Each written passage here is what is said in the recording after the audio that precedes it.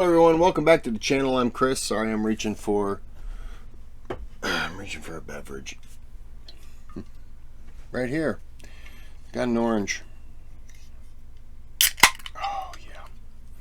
So this is Alexander the Great Part 1 by Epic History TV. I do apologize. There's been a couple people who have asked me to do this video. I'm going to do, let me shrink this.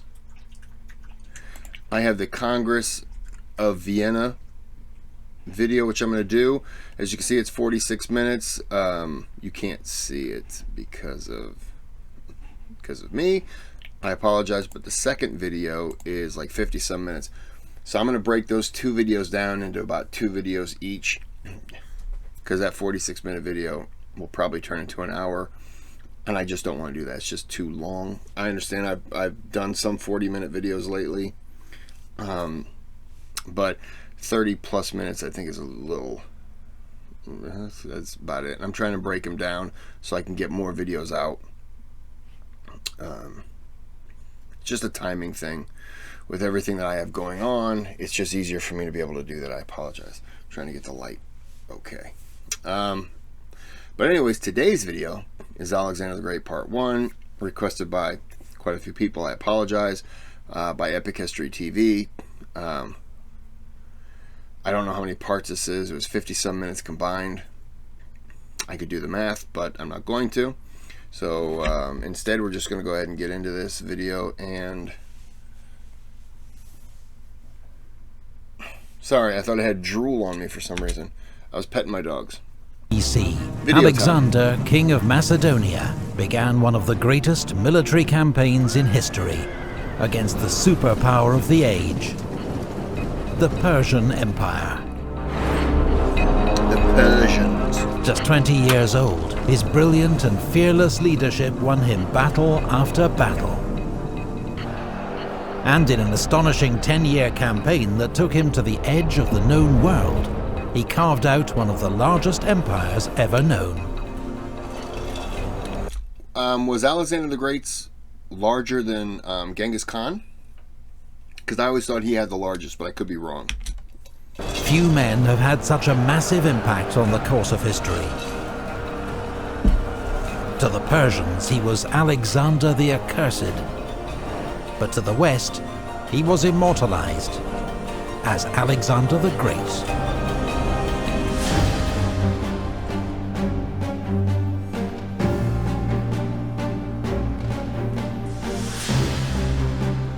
Ancient Greece. From around 500 BC, this rugged land was the scene of remarkable developments in art, philosophy, and warfare. Its two greatest city-states were Athens, a naval power where democracy, art, drama, and philosophy flourished, and Sparta, an austere, militaristic society, famed for its formidable army. Sparta. In 480 BC, these two city-states had joined forces to fight an invasion by the mighty Persian Empire. At the narrow pass of Thermopylae, a small Greek force led by 300 Spartans held up the enormous Persian army for 3 days, before they were finally encircled and killed. Then, in the Straits of Salamis, the Greek fleet defeated the Persian navy. But they couldn't prevent the Persians burning the sacred temples. I almost asked, what kind of ship is that? And I realized, okay. Of the Athenian Acropolis. Sorry. The next year at Plataea, the Greeks won a decisive land battle against the Persians and forced them to abandon their invasion. Here it is. Oh. Join large-scale battles with military vehicles. Okay. The online action game War Thunder has received a major update. Let's Direct hit. Joining the battle are machines right like now. the Soviet... Right now, we're going to... Oh, can't. Sorry. The next 50 years were the golden age of classical Greece. But rising tension between Athens and Sparta and their allies eventually led to war, dragging the Greek world into decades of destructive fighting. Wars between the Greek city-states continued for almost... I like how this guy over here is like, what's going on over there? What are they going to do to Dale? They're going to give him a tattoo with that knife? I don't understand. And there's a fire in the background? Almost a century, leaving them exhausted and vulnerable to a new rising power to the north. For centuries, sophisticated Greeks had viewed the mountainous kingdom of Macedonia as a backwater, Hicksville. Hicksville. Barely Greek at all. But under King Philip II, Macedonia emerged as a formidable military force. His most famous reform? The introduction of the sarissa, an 18-foot pike, twice the length of a normal Greek spear, and wielded by trained infantry, fighting in close formation, known as a phalanx.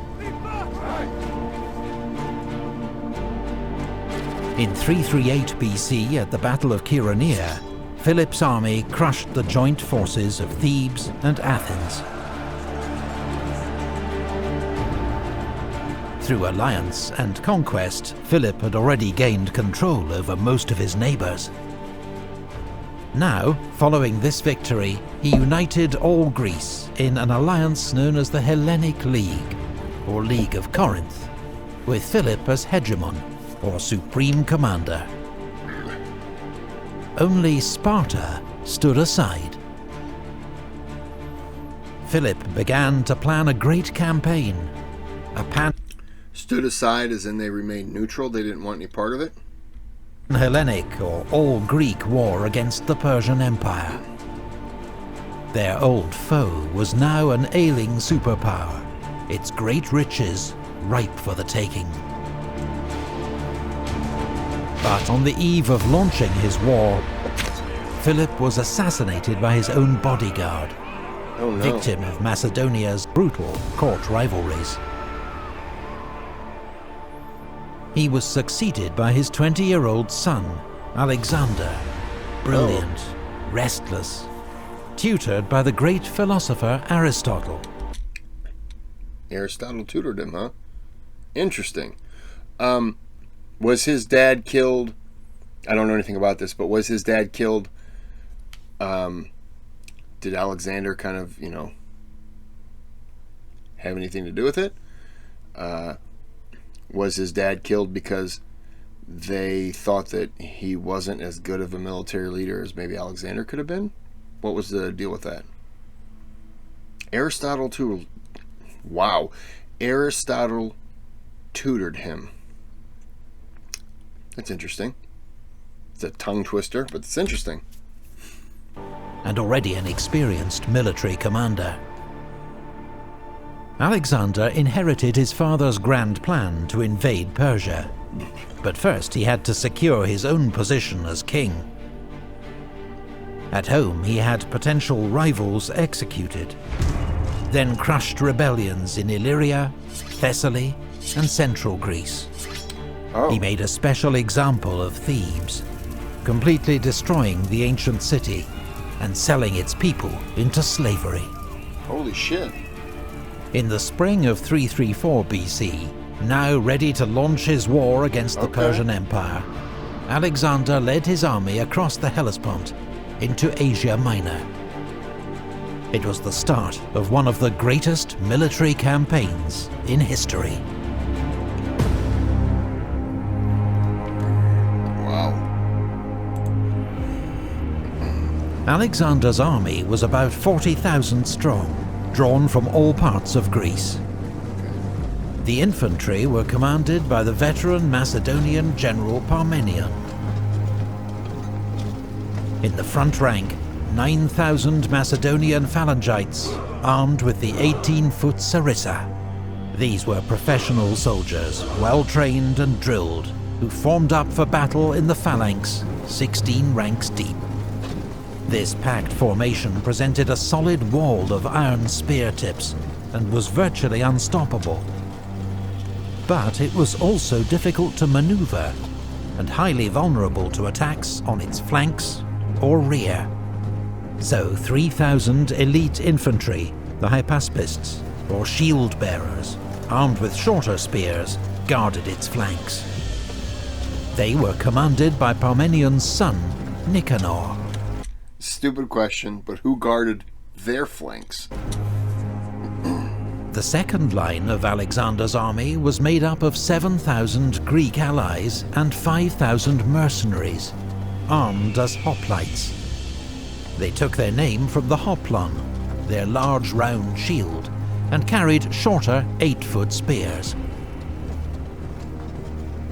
A hoplite phalanx was not as effective as the Macedonian phalangites, but still well armed and heavily armoured for the time.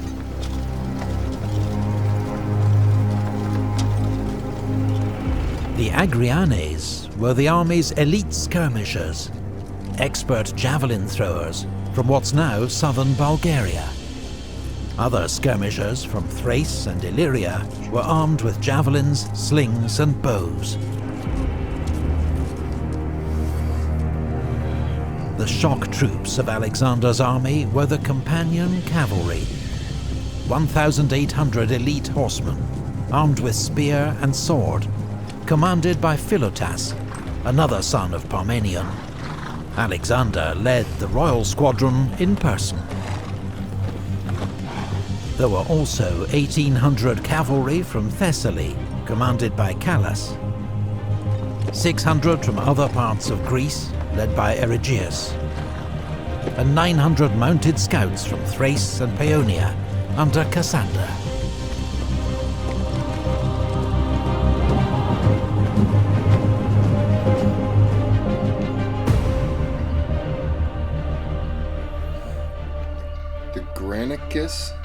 Granicus? The great Persian Empire was divided into provinces, called satrapies. Each satrapy was ruled by a governor, or satrap. Those in Asia Minor, now threatened by Alexander's invasion, met to discuss strategy. Memnon of Rhodes, a skilled Greek general in Persian service, urged them to avoid battle with Alexander. Instead, he advised them to use a scorched earth strategy. Did Alexander already have a name at this point? Or was it just because they were declining and Greece was on the come up, so to speak? Was it just like, let's just, if it were Philip or if it were whoever, would they have said the same thing? Or was Alexander kind of an up-and-coming name? I know it said he had some military experience and stuff like that. I apologize for the questions. Somebody said if I have all these questions, I should Google it. That defeats the purpose. I'm asking because I like the comments. I want to interact with people. And I learn more. I could learn the same thing by Googling it, but then I wouldn't want to do the video. So I apologize for asking all the questions, but I'm curious. I'm a sweet boy who's curious. Burn villages and crops and withdraw to the interior. Alexander's army, he promised, would quickly starve. It was good advice, but the satraps were unwilling to lay waste to their own provinces without a fight. So they decided to face Alexander's army at the river Granicus. Granicus, okay. The Persian army formed... This looks like video game type animation. This is really cool. By the way, and this is a side note, I apologize. Anyone ever played the game Civilization? Computer game? Or it's also... I have it on PlayStation 3. Older game. But yeah, it's a fun game. Up behind the river, which was shallow but 60 feet wide with steep banks. Their front line was a wall of cavalry, about 10,000 horsemen from across the empire. Medes and Hyrcanians from modern Iran, Bactrians from Afghanistan, and Paphlagonians from Turkey's Black Sea coast. Behind, in reserve, were the infantry, several thousand Greek mercenaries, a common sight in Persian armies at this time. These men fought for Persian gold, and were armed with the round shield and short spear of hoplites. The Persians may have... Real quick, before we get into the content, I want to tell you about the sponsor of today's video, which is the Farmer's all Dog. It. As you guys know, Reef joins us on all of our adventures. Tell me more. Oh, sorry. The Persians may have been unsure if they could trust these men in combat against fellow Greeks, and so placed them at the rear. Alexander, determined to attack and destroy this Persian force before it could retreat, raced to the Granicus with his best troops. On his left wing he posted Thessalian, Greek and Thracian cavalry under Parmenian's command. In the centre were the massed spears of the phalanx, its 6 divisions commanded by Perdiccas, Koinos, Amintas, Philip, Meleager and Crateros. On the right, Alexander himself with the companion cavalry under Philotas, as well as the elite Hypaspists, the Agrianes javelin throwers, and the archers. Alexander, with 13,000 infantry and 5,000 cavalry in all, was probably slightly outnumbered. But ignoring advice to wait until dawn to cross the river, he ordered an immediate assault. He sent a squadron of companion cavalry to ford the river, followed by a regiment of Hypaspists and the Paeonian light cavalry. Alexander, calling on his men to show their courage, then led his right wing across the river.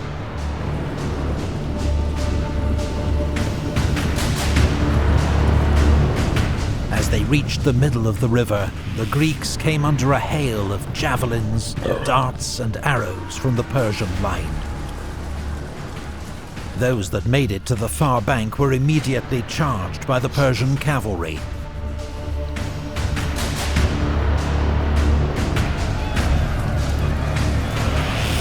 Alexander was in the thick of the fighting. He attacked where the whole mass of their cavalry and leaders were stationed. Around him, a desperate conflict raged. This dude's got balls, I'll say that. Horses were jammed against horses, and men against men. The Macedonians striving to drive the Persians away from the riverbank. The Persians determined to prevent them crossing, and to push them back into the river.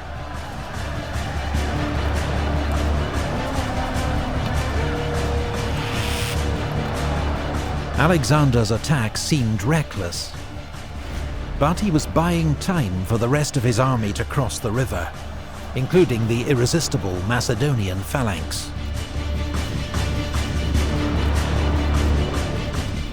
Then, suddenly, Alexander was fighting for his life, charged by 2 Persian nobles. Rhoesaces rode up to Alexander and struck him on the head with his sword, breaking off a piece of his helmet. But the helmet broke the force of the blow, and Alexander struck him down with his lance. Then, from behind, Mithridates raised his sword against the king, but Black Clitus, son of Dropidas, anticipated his blow, struck his arm, and cut it off, sword and all. Damn.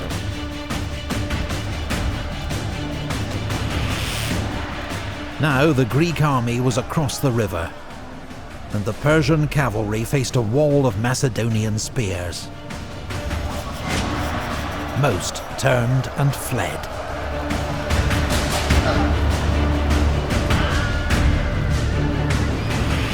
The speed and shock of Alexander's attack meant Persia's Greek mercenaries hadn't even had time to join the battle. Alexander, in a blood rage, or possibly regarding these Greeks as traitors, ignored their appeals for mercy. The mercenaries were surrounded on all sides and massacred. Why did it look like those guys were running through giants? I'm going to go back for just a second. I apologize. Or possibly regarding these Greeks as traitors, ignored their appeals for mercy. The mercenaries were surrounded on all sides. Looks like these are people. Looks like they're massacred. running through giants.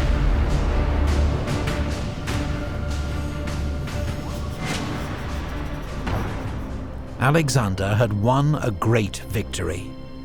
Asia Minor now lay at his mercy. But the Persian Empire was still a land of immense wealth and power. Already, it was mobilizing its vast resources to face him. If Alexander was to conquer this empire and take his place in history, he'd next have to face Darius, King of Kings himself. Research and artwork. Interesting.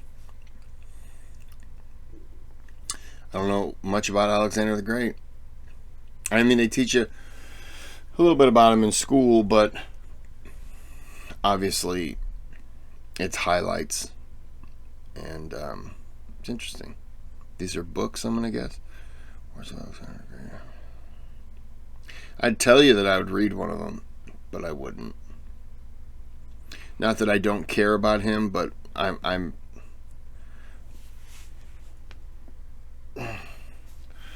that's my interest. So, oh well. Well, I'm going to end this here, and I'm going to quickly jump back into Alexander the Great Part 2. And then I'm going to call it a night, but none of that matters to you because. So, I'm going to go ahead and end this here. Like and subscribe, and have a good day, have a good night.